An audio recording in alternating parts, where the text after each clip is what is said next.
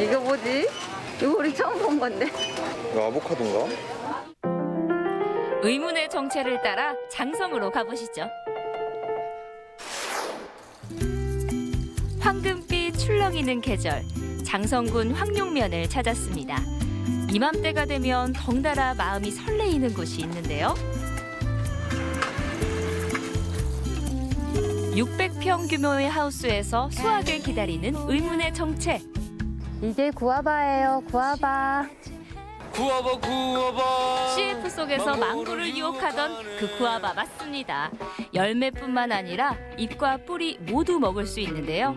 구아바는 신비의 열매로 불리기도 합니다. 구아바에는 비타민도 풍부하고 필수 아미노산이 엄청 많이 들어있어서 아이들이나 나이 드신 분들한테 드시기에도 아주 좋은 과일이에요. 구아바는 이제 우리나라의 제철 과일, 가을 과일이라고 해도 전혀 손색이 없는 아주 좋은 과일입니다. 구아바는 보통 9월 중순부터 수확을 시작합니다. 올해는 장마가 굉장히 길어서 꽃이 열매로 돼야 되는데 열매가 되더라도 떨어져 버리는 경우가 되게 많았어요. 그리고 또 지난번에 그 폭우에 침수가 돼가지고 올해는 구아바가 예년에 비해서 크기도 작고 수확 시기도 한 보름 정도 늦어져서 올해는 농부의 입장에서도 되게 마음이 아픈 해예요. 생김새가 아보카도와 좀 비슷하죠? 그 속을 한번 들여다볼까요? 무화과 느낌이 나는 것 같기도 한데 먹으면 풋사과 맛이 납니다. 알면 알수록 매력적인 구아바. 그런데 과일 색이 좀 다른 것 같아요? 사과도 홍옥이 있고 부사가 있고 뭐 녹색 사과가 있는 것처럼 구아바도 같은 구아바지만 종이 좀 다양하거든요. 근데 크게 겉이 녹색인데 속이 하얗게 있는 구아바가 있고요. 또 익으면 겉이 이렇게 노랗게 되면서 속이 핑크색인 구아바가 있어요. 약간 맛이 살짝 다르긴 하지만 전체적으로 다 똑같은 구아바예요. 지난 2015년 광주에서 장성으로 귀농한 정은희 씨. 제가 좀 친환경이나 이런 쪽에 관심이 많아서 제가 그때도 주말 농장을 했었어요. 아이들도 그 안에서 되게 자유롭게 이렇게 텃밭 생활을 하는 걸 보고 시골로 가면 우리에게 더 좋지 않을까? 근데 이제 시골에 가면 그냥 시골 생활을 할 수가 없으니까 우리가 농사를 한번 지어보자.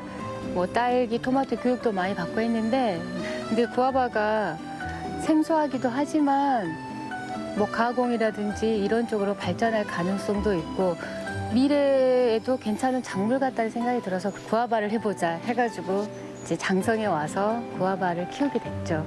네. 구아바 농부의 하루 중 가장 많은 시간을 투자하는 풀 뽑기. 저희는 처음에 농장을 할 때부터 유기농을 제가 좀 목표로 했거든요. 그래서 풀을 손으로 다 뽑는데 나무를 한 그루씩 전부 다 살펴볼 수가 있어서 나무에 벌레가 있는지 또 나무에 이상이 있는지 좀 확인할 수 있거든요. 그래서 몸은 좀 고되더라도 이렇게 하나씩 뽑아주면서 관심을 갖는 게 구아바한테 훨씬 좋은 것 같아요. 내일 땡볕에 풀 뽑고 있는데 응? 어디서 놀다가 이제 와서 빨리 풀 좀 뽑아줘. 나 항상 바쁘지. 나도 바쁘거든.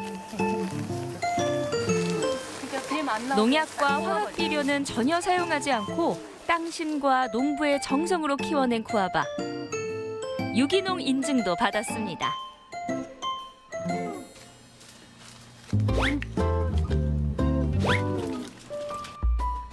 일단 뭐 농약이나 이런 건 일절 안 했으니까 그런 건 걱정이 없고 그냥 이제 먼지는 있으니까 흙먼지만 좀 이렇게 닦아내고 일하다가 배고프거나 목마르거나 하면 잘 주워 먹어요. 떨어진 구아바도 그냥 두는 법이 없는 부부.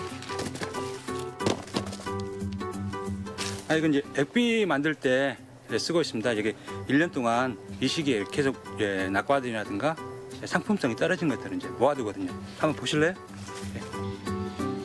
이게 바로 부부의 보물. 이렇게 모아두면 1년 정도 놔두면 과일만 모아둬도 이게 자연 발효 식초가 돼가지고 액비 역할을 합니다. 자연 순환으로 해가지고 이렇게 유기농을 계속 이어나갈 수 있게 해주는 그런 탭이나 비료 역할을 해주는 거예요. 자신만의 농사법을 쌓기까지 그 과정이 쉽지만은 않았습니다. 처음에 이제 구아바를 심었는데 나무를 이렇게 제가 올바로 키우고 있는지에 대한 기준도 저희가 사실은 없었어요. 그래서 우리나라 뭐 도서관을 다 뒤져도 관련된 자료가 없어서 외국 뭐 논문도 보기도 하고 나무라는 거는 기본적으로 속성이 비슷한 것들이 있어서 다른 과수를 키우는 법을 좀 공부를 했어요. 뭐 사과라든지 복숭아라든지 해서 아 정전은 기본적으로 이렇게 하는구나. 그러면 우리 구아바는 어떤 식으로 정전을 하면 과일이 더 많이 달릴까? 또 어떤 식으로 정전을 하면 뭐 잎이 더 많이 달릴까? 이런 거를 막 연구를 저희가 했어요. 그리고 또 제가 그걸 한 몇 년간 계속 이렇게도 해보고 저렇게도 해서 저희만 어떤 데이터를 구축을 했거든요. 나무에서 열매가 많이 달리면서 크기도 키우려면 또 우리가 어떻게 키워야 되는지 그런 거를 지금 계속 데이터를 쌓아가고 있죠. 네. 오늘 수확한 구아바는 경기도에 사는 오랜 단골에게 보낼 겁니다. 저희 안 사람이 이제 외국에서 이걸 먹었는데 이걸 먹고 싶어서 뭐 검색을 했다. 보내줄 수 있느냐.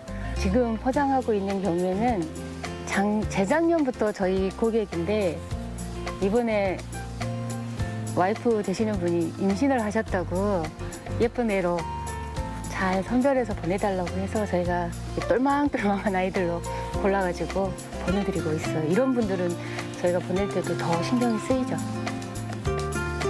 예쁜 것만 골랐으니 맛있게 드세요. 장성의 한 로컬푸드 직매장. 구아바가 아직은 소비자에겐 생소해서 판로 개척에 좀 어려운 점이 있습니다. 그래도 구아바 부부는 로컬푸드 매장에 구아바를 내며 하루하루 열심히 살고 있습니다. 낯선 모습에 관심 집중. 구아바가 뭔지 몰랐는데 신기하네요. 땀과 정성으로 키운 보물입니다.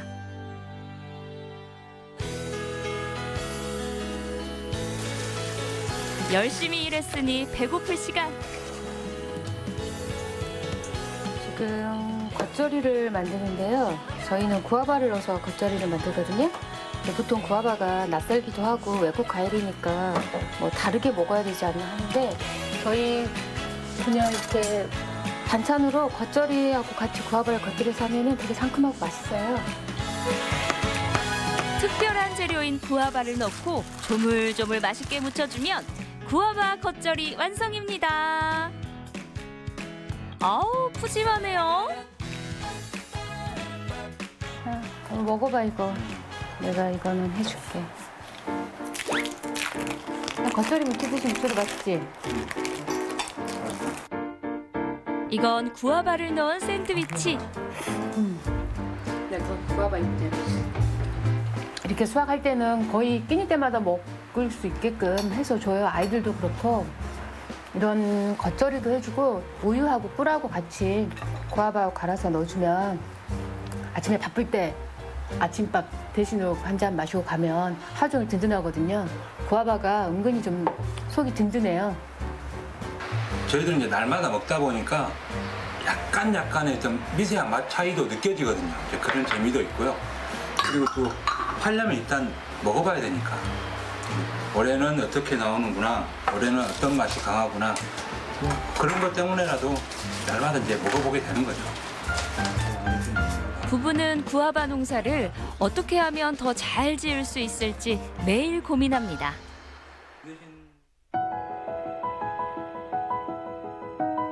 저희가 구아바를 처음에 했을 때, 그리고 지금도 마찬가지지만 구아바에 대해서 잘 모르시는 분들이 많아요.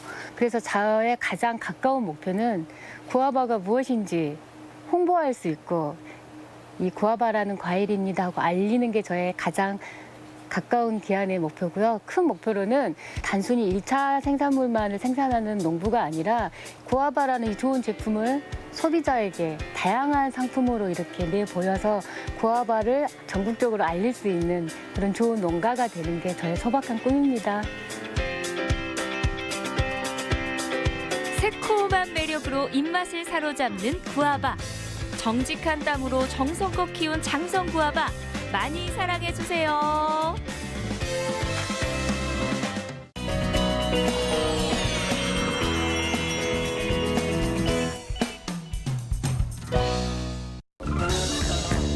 어머, 이건 찍어야 해를 외치며 한 컷 또 한 컷.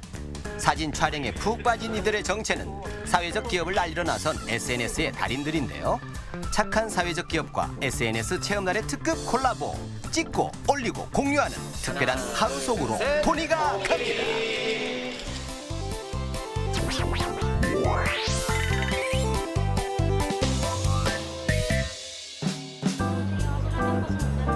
울산의 착한 사회적 기업을 동네방네 소문내기 위해 SNS 체험단이 떴습니다. 아침부터 분주하게 시작된 일정에 저도 합류했는데요. 이 프로그램을 기획한 건 소셜 캠퍼스 온 울산. 사회적 기업을 발굴하고 성장을 돕는 든든한 지원군입니다. 어떻게 이 사업을 구성하게 되셨는지요? 이 SNS 체험단은 국민참여 예산이라고 하는 정부 예산의 일환으로 일반 시민들에게 소셜 캠퍼스 온 울산이라는 것도 알리면서 울산에 있는 사회적 기업들도 알리고 사회적 기업가 대표님을 직접 만나고 사회적 기업을 실제로 방문하고 체험하면서 우리 주변에 이렇게 다양한 사회적 기업이 있다는 거를 좀 알리기 위해서 이 체험단을 좀 진행하게 됐습니다. 널리 알려야 할 오늘의 첫 번째 대상 바로 여기입니다. 버려지는 장난감을 수리해서 기부하는 기업인데요. 장난감들을 순환하는 게 목적입니다. 어린이집, 가정, 장난감 도서관 같은 이런 장난감을 주로 가지고 있는 곳들이 한 사람 수로 치면 한 300만 가구 정도 돼요. 거기들의 장난감들이 매년 3조 이상씩 50만 톤에서 250만 톤까지 폐기물로 버려지고 있는 상황이에요. 그거를 좀 막아보고 그리고 버려지는 것들이 말짱한 것들이 너무 많으니까 그거를 취약계층 아동들의 성장 발달을 위해서 전달하기 위해서 만들어진 회사예요. 스마트한 기업답게 이렇게 QR코드를 찍으면 회사의 역사와 역할을 한눈에 확인할 수가 있는데요. 고장난 장난감은 고쳐서 다시 쓰고 안 쓰는 장난감은 기부하고 그렇게 장난감의 재탄생과 순환을 돕는 사이 6년이 훌쩍 흘렀다고 합니다. 버려지는 장난감이 너무 아까워서 수리를 하기 시작한 게 이 회사의 출발점이 됐는데요. 지금은 장난감을 통해 누군가에겐 추억을 선물하고 누군가에겐 일자리를 만들어주는 기업으로 폭풍 성장했습니다. 자나깨나 환경을 생각하는 기업답게 둥지도 폐공장에다 틀었는데요. 건물 바닥부터 천장에 이르기까지 모두 재활용을 했거나 재활용이 가능한 자재로만 구성됐다는 사실. 그중에서도 특히 주목해야 할 게 제가 앉은 이 의자인데요. 장난감을 파쇄해서 만든 재활용 의자라고 합니다. 아이들과 환경을 위해 점점 진화하는 사회적 기업. 앞으로는 또 어떻게 변신할지 기대되는데요. 앞으로 어떤 기업이 됐으면 좋겠어요? 지금 전국에 거의 유일하고 최대 규모로 장난감을 순환하고 있고 취약계층 아동들은 10,000명 이상 연간 전달을 하고 제공을 하고 있는 지금 상황인데 지금보다 훨씬 더 큰 규모로 전국에 한 500평, 1000평 이상 되는 장난감 순환 공간을 만들어내고 싶은 게 1번 목적이에요. 그러면서 더 많은 아이들을 돕고 그리고 버려지는 장난감을 업사이클링화 시켜서 좀 세계적인 그런 업사이클링 기업이 되는 게 목표입니다. 세계적인 기업을 목표로 지금 이 순간에도 버려지는 장난감을 재활용해서 가치를 높여가고 있는데요. 장난감 순환 공장은 누구에게나 열려 있습니다. 이곳에 오면 장난감을 기부할 수도 있고 수리할 수도 있고 또 재활용 과정을 체험할 수도 있는데요. 이 기업에 가장 관심을 보인 건 아이들이 버린 장난감 때문에 고민 꽤나 해본 주부들이었습니다. 아주 좋은 공간인데 이제 집에 이제 애들이 크면은 장난감 어디 버릴 데도 없고 버리자니 아깝고 자취곤란이긴 하지만 이런 데 가지고 와가지고 기부도 하고 재활용도 하고 하면은 아이들한테도 좋고 환경에도 좋을 것 같습니다. 자, 여기까지 왔는데 그냥 갈 수는 없죠? 망가져서 못 쓰는 장난감 조각으로 새로운 장난감을 만드는 정크 아트에 도전해 봤는데요. 제 손끝에서 새 생명을 얻게 될 세상 단 하나뿐인 장난감 메이드 바이 도니. 그 탄생 현장을 지금 공개합니다. 이게 과연 뭘까요? 이게 지금 악어를 지금 최대한 멋있게 만들어가고 있는 과정입니다. 네, 저 이거 약간 우리끼리 한 게 황태 비슷한데 근데 뭐. 아니 이거는 진짜 만들어가지고, 예? 어디 이게 박물관에 기증해야 될 정도로 지금 수작이 나오고 있어요. 사시겠어요? 얼마에 사시겠어요? 산다기보다는 그냥 보는 걸로 하는데, 되게 재밌어 하시네요. 네, 만드는 게 새로운 걸 만들어낸다는 게 예. 즐거운 것 같아요. 그렇죠. 네. 오늘 오시기 너무 잘하신 것 같네. 네, 잡념이 다 날아가는 것 같아요. 버려진 장난감들이 조금만 신경 쓰면 누군가에게 행복을 주는 멋진 소재가 되고 있네요. 네, 집에 가서 뭐라도 좀 담아 놓으려고요. 이제는? 쓰레기가 되지 않게. 버려지던 쓰레기가 세상 하나뿐인 장난감으로 다시 태어난 순간 사진이 빠질 수 없겠죠. 하나, 둘, 셋. 코끼리. 자, 이것도 또 SNS도 또 활동 안 할 수가 없잖아요. 이제 이걸 올려야 되는데. 오늘만큼은 저도 SNS 체험단. 찍은 사진은 바로 SNS에 올렸는데요. 이 사진 한 장이 착한 사회적 기업을 알리는데 도움이 됐으면 좋겠네요. SNS로 일상을 공유하는 사이 두 번째 목적지에 도착했습니다. 점심시간에 딱 맞춰 도착한 곳이라서 평범한 식당인 줄 알았는데 여기도 사회적 기업이란 사실. 뭔가 뭐 카페나 식당처럼 생각을 하실 것 같아요. 첫인상이 그러니까요. 저희가 어라운드 울산이라는 이름대로 울산 주변에 있는 어떤 뭐 연주자들이나 그림 그리시는 분들, 공예하시는 분들 이렇게 지역에서 문화예술 활동하시는 분들이랑 함께 공간을 만들어가고 있습니다. 이곳은 복합문화공간을 운영하는 사회적 기업인데요. 지금은 코로나로 잠시 중단됐지만 평소 다양한 공연과 전시가 열리는 곳입니다. 지역의 문화예술가들에겐 무대를, 취약계층에겐 다양한 문화 콘텐츠를 제공하는데요. 2층과 3층에 전시관, 공연장, 도서관이 있다면 1층엔 이렇게 식당과 커피숍이 자리하고 있는데요. 밥 먹고 차 마시듯이 편안하게 문화예술을 즐기길 바라는 마음을 담았다고 합니다. 이렇게 맛있는 식사와 함께라면 아트와 더 친해질 수 있겠죠. 이런 거를 생소했다가 다 같이 생소하게 있다가 같이 정보를 들으니까 뭔가 더 기억에도 남고 같이 공감대도 형성되는 것 같아서 좋은 것 같아요.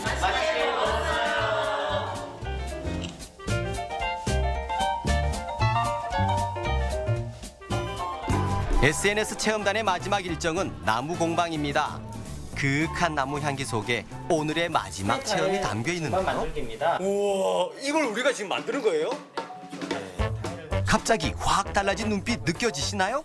본인 손으로 완성한 쟁반은 가져가도 된다는 말에 사람들 반응이 달라졌는데요.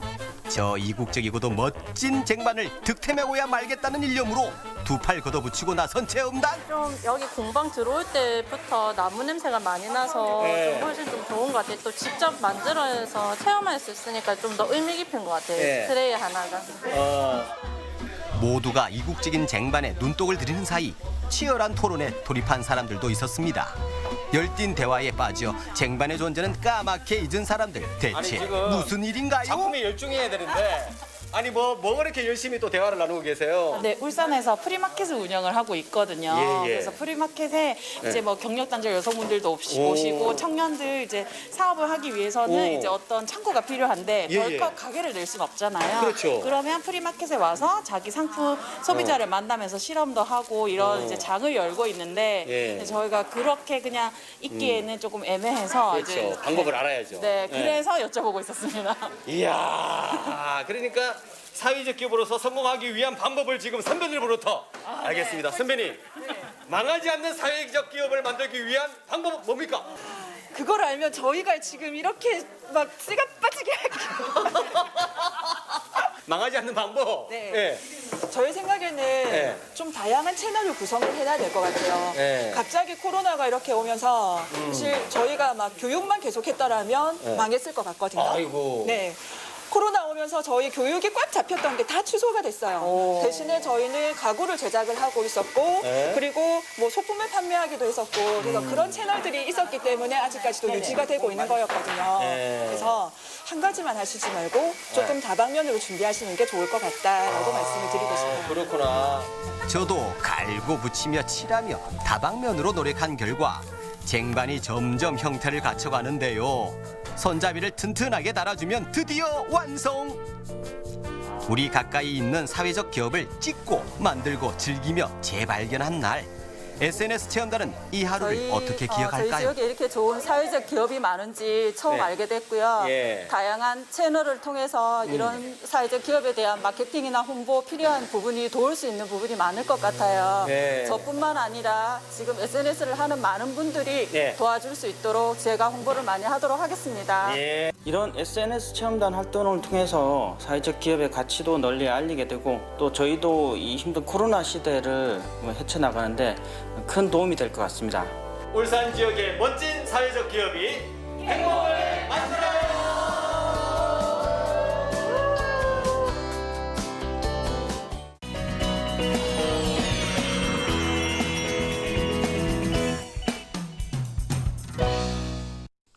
산골짜기에 숨겨진 비밀의 화원. 예쁜 꽃 속에 파묻혀 사는 한 사람이 있습니다.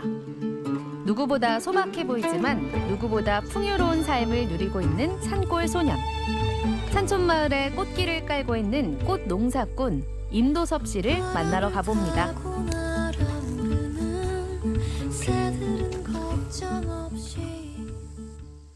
춘천시 서면 당림리.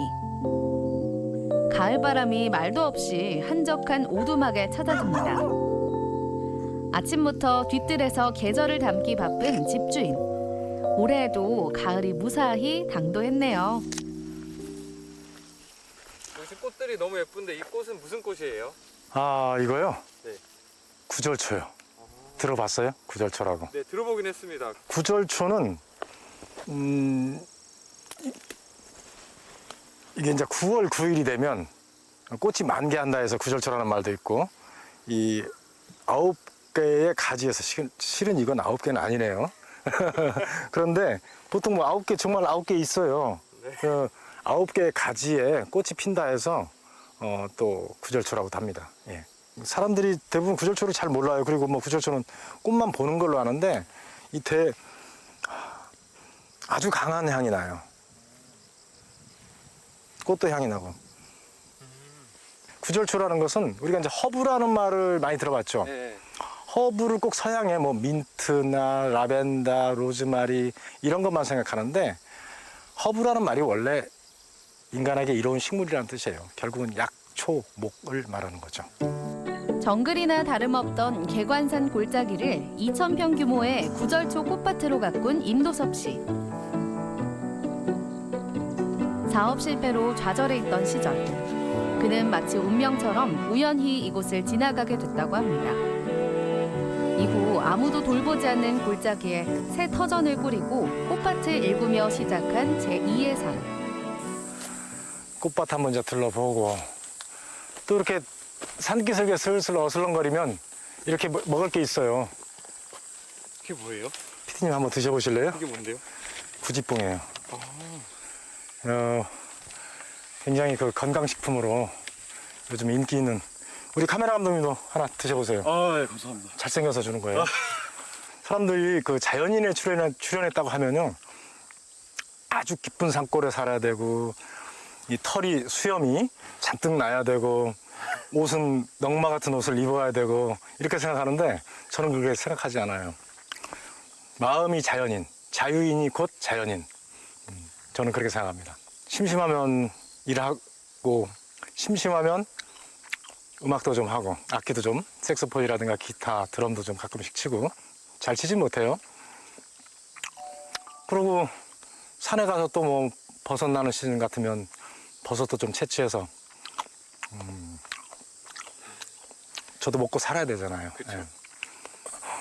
아까 들어보니까 주식도 하신다고 들었는데 왜 그 이야기는 쏙 빼세요?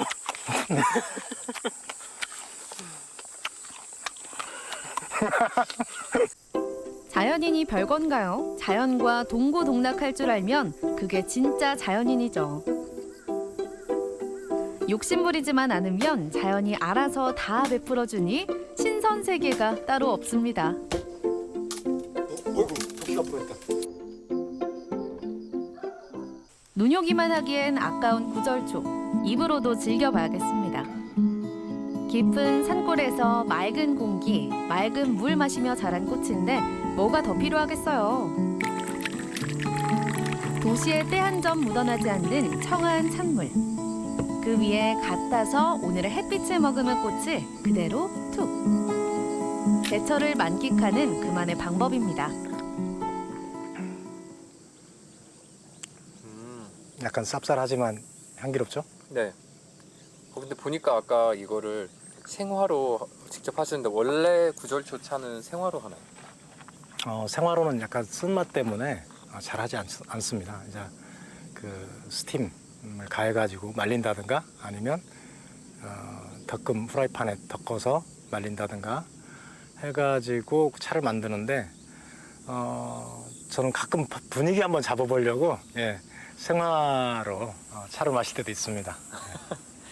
보기에 좋잖아요. 그래서 저뿐만이 아니라 지금은 이 시골 마을이 굉장히 그 유휴 농경지가 많아요. 농사를 이렇게 고령화가 되니까 농사를 지을 수가 없어서 그냥 남아도는 농경지가 많고 그 유휴 농경지에 꽃이나 이렇게 허브를 심어가지고 꽃 구경 오는 사람들 아담하고 예쁜 마을을 만들어서 힘든 농사일보다는 이 농촌, 산촌이죠. 여기는 산촌 마을에 작은 소득이나마 될 수 있도록 그렇게 하려고 제가 먼저 나서서 꽃을 심기 시작했습니다. 꽃 피었다는 소식을 들었는지 손님들이 찾아왔습니다. 일주일에 한 번씩 마을회관에서 꽃차 실습을 하는 동네 어르신들입니다. 안 그래도 코로나19 때문에 갑갑했는데 간만에 얼굴도 보고 꽃도 따네요. 저희 동네에서 작은 모임이 있어요. 네, 저희 몇몇 사람들이 모여서 꽃차도 만들고 비누도 만들고 뭐라 그럴까 사람으로 말하면 굉장히 청아하고 향기 나는 좀 깊이 있는 사랑 같은 그런 꽃이에요. 오늘따라 왜 이리 소란스럽냐. 여기는 뭐가 있을까요? 또 손님이 오셨나 했더니 어라? 지금 누구랑 이야기하시는 거예요? 자, 알고 보니 그는 지금 스마트폰으로 동영상 촬영 중. 자, 제가 뭐 그냥 저 사는 거 그냥 브이로그 하고 있습니다. 그냥 사는 모습 뭐 꽃을 딸 때는 꽃 따는 거, 풀을 맬 때는 풀 매는 거, 뭐 음식할 때는 음식하는 거, 밥 먹는 거 뭐 그러죠. 뭐 산골 생활 그 자체를 보여주고 있습니다. 말 그대로 제가 소년처럼 순수하게 살고 싶어서 그리고 제 사는 곳이 산골이니까 그냥 채널명도 산골 소년이라 했습니다. 집에 텔레비전은 없어도 사람들과 소통하고 자연과 소통할 줄 아는 산골 소년. 행복의 법칙이요? 별거 없습니다. 거스르지 않는 삶. 이게 가장 좋은 삶이 아닐까.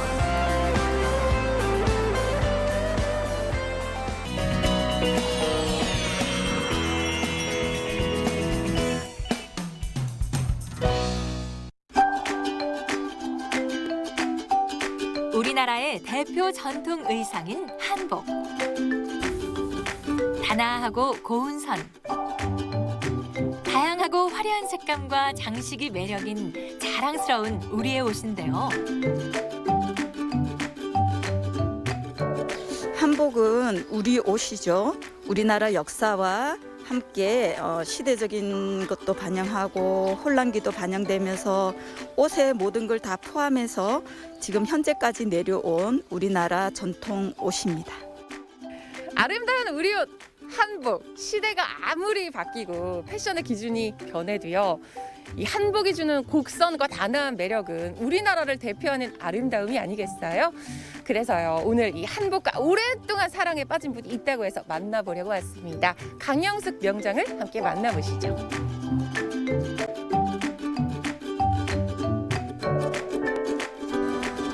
원주시 흥원면에 위치한 강영숙 명장의 작업실. 염색 작업 중인 명장을 만났습니다. 염색을 이렇게 하는 거였어요. 아니 색이 어쩜 이렇죠? 이 거의 이게 찍어서 맛보고 싶을 만큼 영롱한데요? 아, 근데 제가 사실 듣고 온 게 거의 한복을 만드신 지가 한 30년이 되셨다고 알고 왔는데 사실 요즘 시국이잖아요. 다들 어렵다 하시는데 작품 활동은 좀 어떻게 하고 계세요? 그동안에 이제 뭐 작품이나 이런 거 좀 하고 싶었는데 바빠서 못 했었거든요. 근데 이제 이 코로나로 인해서 집콕을 하면서 작품 활동을 좀 하고 있어요.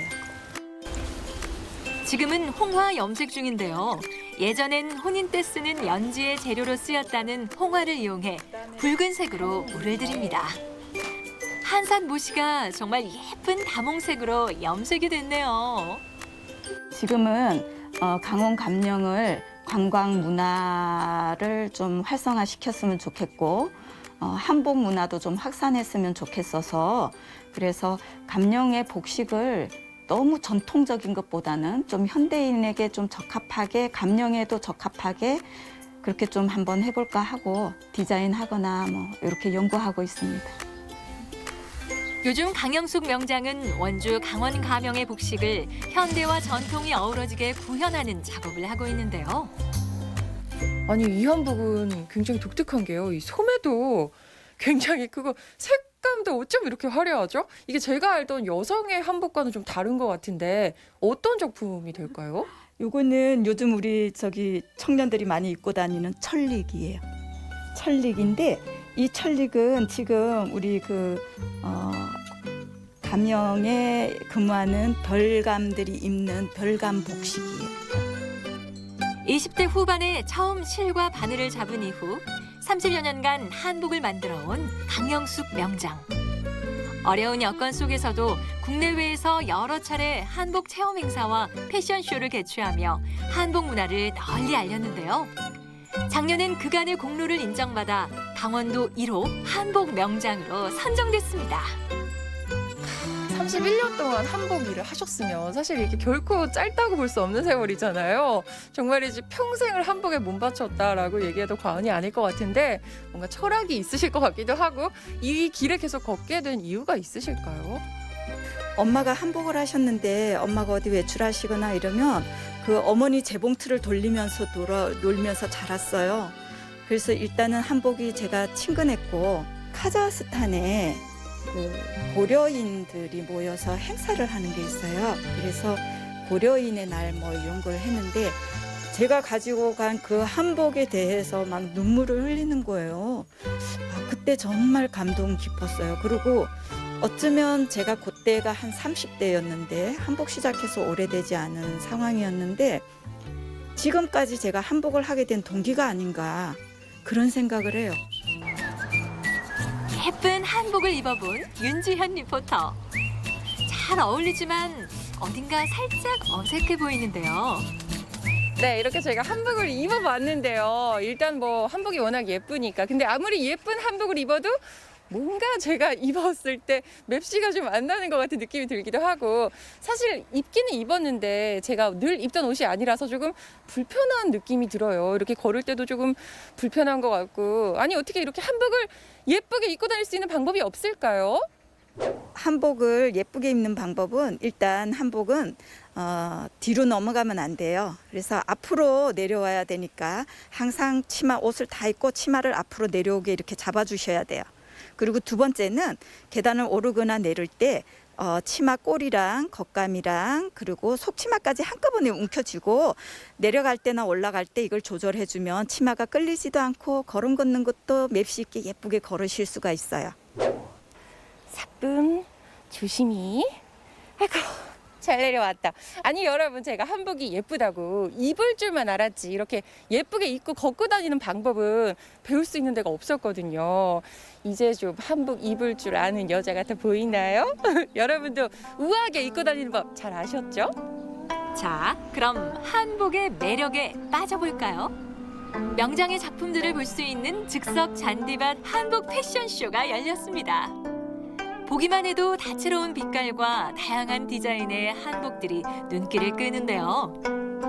아 정말이지 각각의 의상이요 너무나도 개성이 뚜렷하고 성격이 확실한 것 같은데 사실 이 복장은 저희가 고궁에 놀러 갔을 때도 약간 봤었던 봤던 것 같은 그런 복장이기도 한데 정확히 어떤 복장일까요? 네, 19세기 말쯤에 관찰사복이에요. 관찰사들이 이제 보통은 이제 그냥 일반적인 직무도 하지만 군이랑 같이 함께 지휘를 하거든요. 그래서 요거는 군복으로 입으시는 거예요, 관찰사가. 이 복장은 관찰사가 평소에 입는 옷이에요. 갓을 쓰고 도포를 입고 평소에 다른 일반적인 활동을 하실 때 입는 옷입니다. 감령에 내야에 부인들이 계셨거든요. 부인들이 보통 청치마에 옥색 저고리나 아니면 이렇게 홍색 저고리를 입었어요. 근데 지금 우리는 연출을 위해서 이렇게 전복을 하나 더 입었어요. 바로 조선시대 말 강원 가명에서 입었던 복장들인데요. 강원 가명의 복식 구현 작업을 하고 있는 강영숙 명장의 작품들. 전통과 현대의 미가 잘 어우러진 모습입니다. 차이가 있다면 중국은 자수를 화려하게 많이 썼고 한국은 금박을 화려하게 많이 썼어요. 그리고 일본은 이제 그림을 많이 그렸죠. 그리고 저희는 이제 이렇게 고등 기수로 된 게 굉장히 외국에서 많이 선호하는 것들이었고 특히 모자요. 양반들이 쓰는 갓. 외국인들이 굉장히 좋아하는 겁니다. 선생님께서 강원도에서 뽑은 명장 1호로서 활동을 하고 계신데 앞으로 이 한복과 관련해서 이 길을 쭉 가실 텐데 하고 싶으신 일이 있으실까요? 앞으로는 모시 삼배 바느질이 점점 줄어들고 그래서 좀 모시 삼배 바느질을 계속 개성 발전시키는 일에 좀 계속 했으면 좋겠고 그리고 어떤 기술적인 것보다도 그 한복은 또 입는 것이 굉장히 중요하기 때문에 한복 체험을 하거나 한복을 많이 입을 수 있는 방법으로 한복 문화, 확산, 교육 이런 일에 좀 참여할 것입니다. 한복을 향한 강영숙 명장의 열정. 정말 뜨거운데요. 그녀의 노력을 통해 아름다운 우리 옷 한복이 한국은 물론 세계인의 마음을 사로잡을 수 있는 옷으로 오래오래 남길 바랍니다.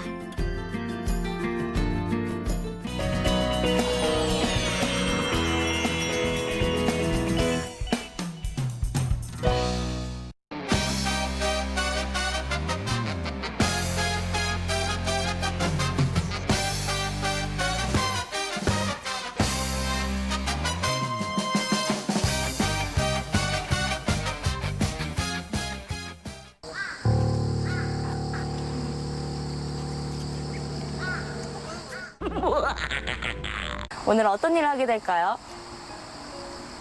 저희가 그 작년에 광주를 대표하는 광주 명장 5분을 뽑았었거든요.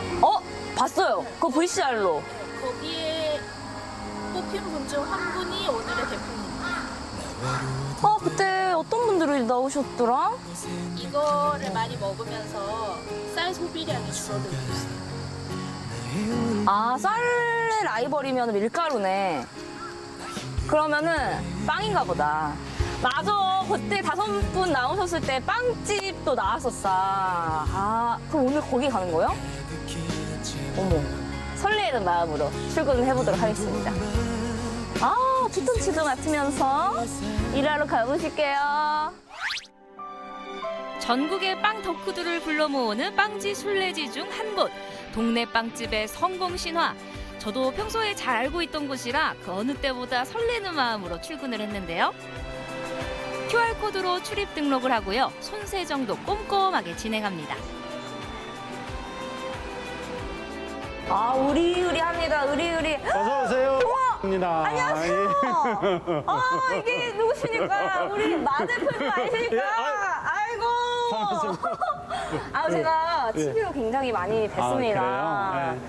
우리 마 대표님을 제가 오늘 또 여기서 아련하게 돼가지고 그냥 영광입니다. 제가 더 영광입니다. 또 일일 알바를 하게 됐으니까. 그래요? 네. 낙하산이에요. 네. 잘 부탁드립니다. 대표님. 저는 낙하산 별로 안 좋아하는데 대신 오늘 빡세게. 빡세게. 빡세게 열심히 해보도록 열심히 하겠습니다. 한번 잘 부탁드릴게요. 네. 대표님 제가 이 담양 매장은 처음 와봤는데 의리의리하네요 진짜. 네.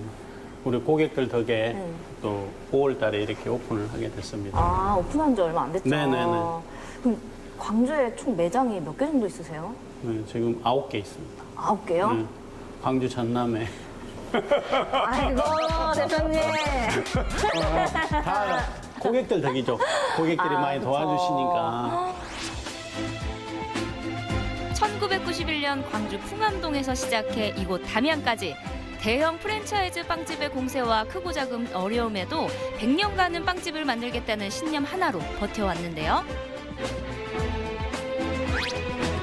판매 중인 빵 종류만 해도 120여 개, 함께하는 직원도 200명이 넘는답니다. 그러면은 저는 사실 진짜 궁금했어요. 네. 대표님을 만나면 꼭 여쭤보고 싶었던 게 매출. 얼마나 버세요 도대체? 속 시원하게 한번 말씀해 주세요. 매출 얘기하지 말았는데. 에이. 네. 지금 올해 목표를 한 150억 잡고 있는데 지금 코로나가 갑자기 터져가지고 지금 조금 하향세로 잡고 있습니다. 근데 코로나 전후로 조금 많이 달라졌나요? 많이 달라졌죠. 왜냐하면은 요즘에 이렇게 앉아서 먹고 드시고 가신 분들이 좀 없다 보니까. 맞다. 조금은 타격이 있습니다만 그래도 이때 잘 이겨내야죠. 우리 회사는 이제 광주에서 예. 광주의 이 별다방 같은 빵집이 아유, 아닌가. 감사합니다. 영광입니다. 네. 이 정도 하면 됐죠?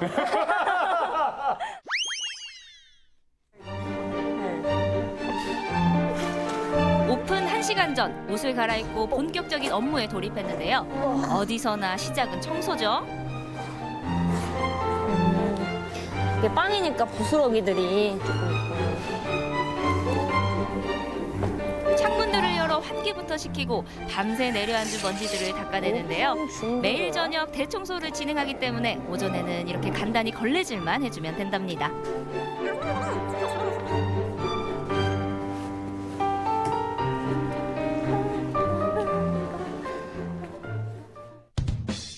드디어 빵을 네, 만들어야 되는데 앞치마는 좀 앞치마하고 모자는 좀 환복을 이건 해야 될 또 것 같아요. 또 이제 만드는 과정은 또 다르다 들어가야 보니까. 되니까. 네. 예. 대표님 근데 제가 네. 한 가지 조금 말씀을 드려야 될 게 제가 또 빵을 만들어 봤어요. 아, 그래요? 제가 올 겨울이었나요? 네. 문화센터에서 베이커리 과정을 그래서 카스테라는 거는 좀 만들어 봤어요. 아, 그래요? 목에 힘이 좀 들어가는데. 카스테라, 수플레 팬케이크, 아무튼 그런 것들. 그래도 한 번 봤다고 뭔가 좀 자신감은 있었던 것 같아요. 그러면은 약간 우리 회사만의 약간 좀 시그니처 빵이라고 하면 뭐가 있을까요?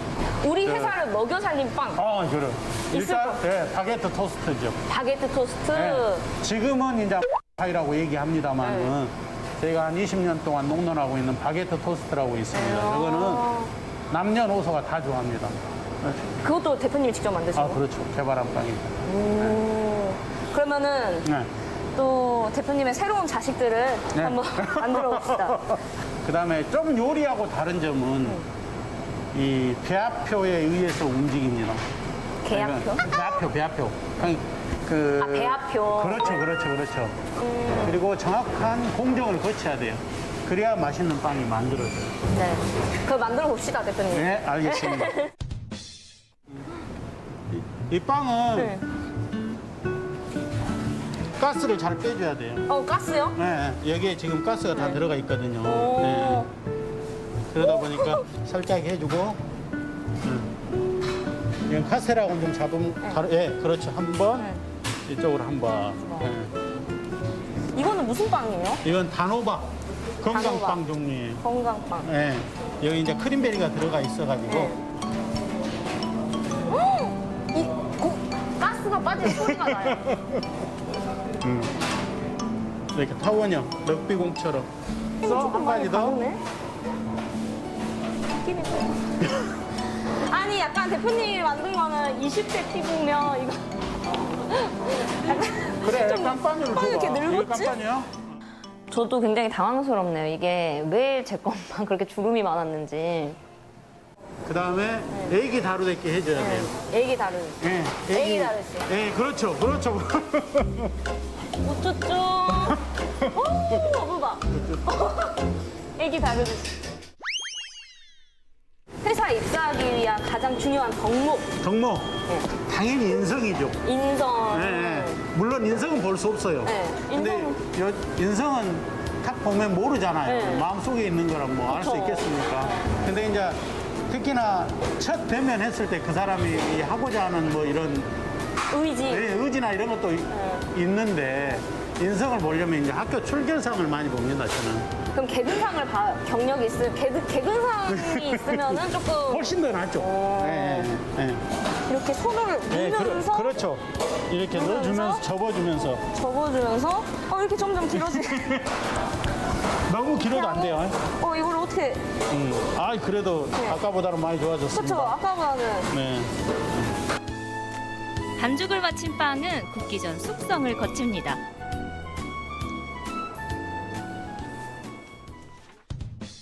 그 빵은 아까도 얘기했다시피 네. 정량을 계량을 해줘야 돼요. 아, 그쵸. 네, 70g 한번 띄워보도록 하겠습니다. 그럼 바로 맞추시는 거예요, 대표님은? 안 될 것 같은데. 과연 맞을 것인가? 그렇죠? 68. 이게 넘치면 넘쳤지 모자르면 안 된다. 대표님. 예, 이거 다. 팍팍 쓰도록 하겠습니다. 네. 다시 한번 그러면 다시 한번. 네. 다시. 이거- 2g 더 붙여주세요. 네, 안 맞는 거 뽀록 날 것 같은데. 몇인가? 좀 넘쳐라 해서. 대표님, 여기서 78. 이 정도. 아니, 선배님들이 만든 것도 다 70은 아니구나. 이게 저울이 이상한가 봐. 뭐 원숭이도 나무에 떨어질 때 있죠. 근데 당황하셔가지고. 그럼 봐봐요. 이렇게 놓고 해야 돼. 70. 카메라 안 보이게. 그러면. 70. 70. 70. 역시 방송을 잘 하시는 대표님. 방송 분량 좀 나왔나 했더니 연속해서 정량을 맞춰냅니다. 해남하면 뭐가 유명합니까? 해남하면은 고구마. 그렇죠. 고구마 빵이요? 예, 고구마 빵입니다, 이게. 지역을 대표하는 빵집답게 우리 지역에서 나는 재료들로 빵을 만드는 대표님. 고구마와 모신잎은 물론 담양의 댄잎과 떡갈비를 이용한 빵도 선보이고 있습니다. 됐습니다. 됐습니다. 이제 갈수록 주물러내, 이제. 빵을 만들 때 너무 손이 많이 가도 좋지 않다고 해요. 혹시 기분 안 좋은 일 있습니까? 그러면 막 네. 찔러도 되고. 좀 짧네요. 네, 그러죠. 네. 아까 좀 처음 잡은 거. 시간 가는 줄 모르고 일을 했어요. 그러니까 원래 다른 때는 조금 시간이 안 간다 하는 생각도 들었었는데 오늘은 진짜 이거 베이킹 하고 있으니까 시간이 너무 빨리 지나가요. 밀가루 너무 많이 묻히지 마시고 저희 이번에는 선배님과 모카번 만들기에 나섰는데요. 이런 식으로 싸시면 되세요. 근데 선배님은 약간 여기서 제일 좀 젊으신 것 같아요. 21. 21이요? 네. 여기서 제일 막내시죠? 네. 그러면은 어떻게 입사한 지는 얼마나 됐어요? 1년 조금 넘었어요. 그럼 20살 때부터 빵을 만드신 거예요? 네. 입사해서 1년 다녀보니까 어떠신가요, 선배님은? 원래 빵 만들고 싶어 해서 좋아해요. 대표님이랑 같이 일하면은 되게 불편하지 않나요? 아니요, 저는 좀 뭐랄까 운전 잘하는 사람이니까 좀 배워야겠다는 느낌이 많이 들어서 좀 그게 긴장이지 다른 불편함은 없어요. 그냥 약간 그러겠다. 약간 제빵을 우리 지역에서 제빵을 꿈꾸는 청소년이래. 이제 제빵 지망생이라면 우리 대표님이 약간 진짜 이 구역에 또 좀 연예인 같은 그런 그쵸. 좀 연예인 같은 존재겠다. 제빵사 지망생들에게 우리 마 대표님이 아마 진짜 연예인 같을 거예요. 진짜. 정말 혹독하게 제빵 제과 기술을 배웠다는 대표님. 자신보다 좀 더 나은 환경에서 빵을 만들었으면 하는 마음으로 후배 양성에도 힘을 쏟고 있는데요. 숙소 제공, 주 5일 근무 등 파격적인 복지 혜택에 이직률이 제로에 가깝다고 합니다. 좋은 빵을 만들듯 후배들을 키우고 계시는 거죠.